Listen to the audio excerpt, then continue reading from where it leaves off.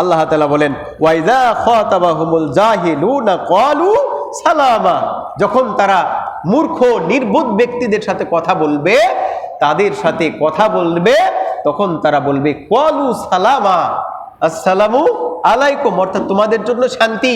অর্থাৎ একজন মূর্খ ব্যক্তি, একজন যেই জিনিসটা নিয়ে জানে না, না জানার কারণে সে যদি ডক্টরেট পিএইচডি প্রাপ্ত হয় তবুও সে মূর্খ, যেই জিনিসটা নিয়ে জানে না, হয়তো কোরআন হাদিসের জ্ঞান নাই।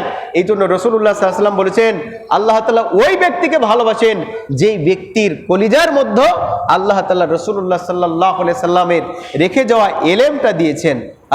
তাদেরকে বলবে শান্তির কথা বলবে, তাদেরকে বলবে পরকালের কথা বলবে, কবরের আযাবের ভয়ের কথা বলবে, মিজানের ভয়ের কথা বলবে, পুলসিরাতের ভয়ের কথা বলবে, জাহান্নামের আগুনের কথা বলে বলে এই সমস্ত মানুষদেরকে শান্তির কথা বলবে যে এই কাজগুলো করো, তোমার জন্য রয়েছে জান্নাত। বলুন সুবহানাল্লাহ।